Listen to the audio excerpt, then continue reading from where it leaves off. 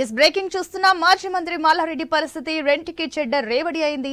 కాంగ్రెస్ లో చేరేందుకు చేసిన ప్రయత్నాలు విఫలమయ్యాయి. కాంగ్రెస్ నో చెప్పడంతో తిరిగి కేసీఆర్ ఇంటికి చేరుకున్నారు. తాను బీఆర్ఎస్ లోనే కొనసాగుతానని చెప్పుకున్నారు. అయితే కాంగ్రెస్ వాళ్ళు వద్దనుకోవడంతోనే మల్లారెడ్డి మళ్లీ వచ్చాడని తెలుసుకున్న కేసీఆర్, కేటీఆర్ ఆయన్ను లైట్ తీసుకున్నారట.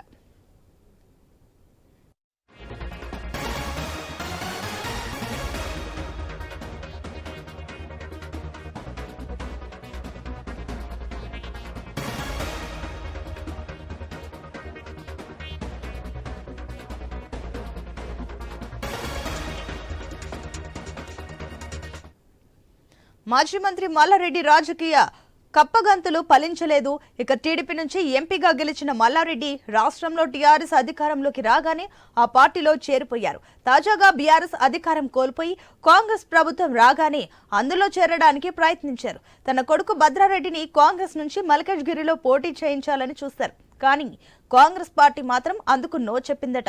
ముఖ్యంగా ముఖ్యమంత్రి రేవంత్ రెడ్డి మల్లారెడ్డి చేరిక పట్ల విముఖత చూపారట. మంత్రిగా ఉన్న సమయంలో తన పట్ల మల్లారెడ్డి ప్రవర్తించిన తీరుకు నొచ్చుకున్న రేవంత్ రెడ్డి ఆ విషయాన్ని మర్చిపోలేదట. దాంతో పాటు మల్లారెడ్డి మీద అనేక ఆరోపణలున్నాయని, భూ కబ్జా కేసులున్నాయని, అతడిని పార్టీలో చేర్చుకుంటే తమకు చెడ్డ పేరు వస్తుందని రేవంత్ అన్నారని సమాచారం.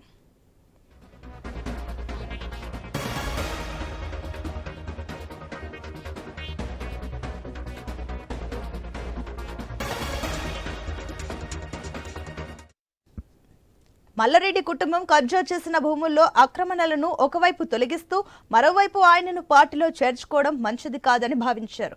ప్రభుత్వ సలహాదారు వేం నరేందర్ రెడ్డి ద్వారా మల్లారెడ్డి జరిపిన రాయబారం కూడా అందుకు ఫెయిల్ అయింది. మల్కజ్గిరి నుంచి సినీ హీరో అల్లు అర్జున్ మామ చంద్రశేఖర్ ను రంగంలోకి దించినట్లు కూడా కాంగ్రెస్ నాయకులు చెప్పేశారు. దీంతో మల్లారెడ్డి మళ్లీ కేసీఆర్ కు దగ్గరయ్యేందుకు ప్రయత్నిస్తున్నారు. కాంగ్రెస్ నో చెప్పిన వెంటనే తిరిగి కేసీఆర్ ఇంటికి వెళ్లి కేటీఆర్ తో చర్చలు జరిపారు. తాను బీఆర్ఎస్ లోనే కొనసాగుతానని, కేవలం తన భవంతులను కూల్చవద్దని చెప్పడానికే నరేందర్ రెడ్డిని కలిసినట్లు వివరించారట.